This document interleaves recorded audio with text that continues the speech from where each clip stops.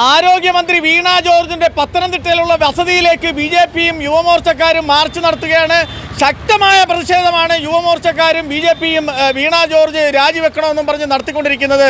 ഇവിടെ ഇടതുപക്ഷത്തിനെതിരെ കോൺഗ്രസും യൂത്ത് കോൺഗ്രസ്സുകാരും ശക്തമായ സമരപരിപാടികളുമായിട്ട് മുന്നോട്ട് പോകുമ്പോൾ കമ്മ്യൂണിസ്റ്റ് പാർട്ടിക്കാരെല്ലാം ഇതിൻ്റെ കണക്കുകൾ നടത്തിക്കൊണ്ട് മുൻകാലങ്ങളിൽ UDF സർക്കാരിൽ നടന്നിരുന്ന ഈ മെഡിക്കൽ സേവനങ്ങൾക്ക് കൊടുത്തിരിക്കുന്ന കണക്കുകൾ നടത്തിക്കൊണ്ടിരുന്നപ്പോൾ അവർ പിൻവാങ്ങുന്ന ലക്ഷണങ്ങളാണ് നമുക്ക് കാണാൻ കഴിയുന്നത്.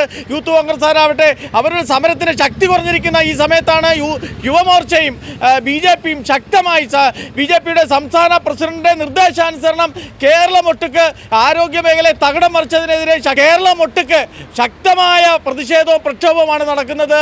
യുവമോർച്ചക്കാർ ഇന്ന് പത്തനംതിട്ടയിലെ സ്വകാര്യ വസതിയിലേക്ക് വീണ ജോർജിന്റെ സ്വകാര്യ വസതിയിലേക്കാണ് ബിജെപിക്കാർ മാർച്ച് നടത്തിയിരിക്കുന്നത്.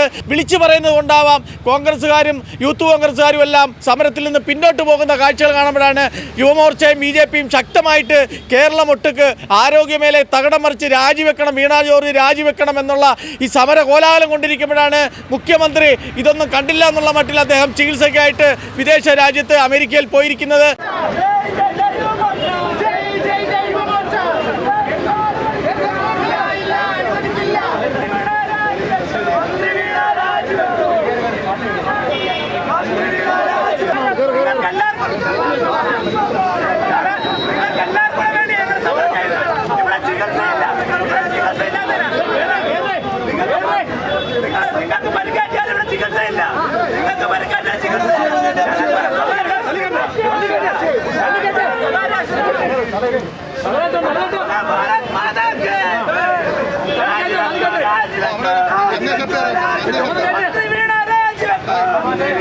സംസ്ഥാനത്തെ പൊതുജന ആരോഗ്യ രംഗത്തെ ഗുരുതരമായ അനാസ്ഥയിൽ പ്രതിഷേധിച്ച് ആരോഗ്യമന്ത്രി വീണ ജോർജിന്റെ പത്തനംതിട്ടയിലെ വീട്ടിലേക്ക് ബിജെപി പ്രതിഷേധ മാർച്ച് ചെയ്തവരെ പോലീസ് ബലം പ്രയോഗിച്ച് നീക്കം ചെയ്തു.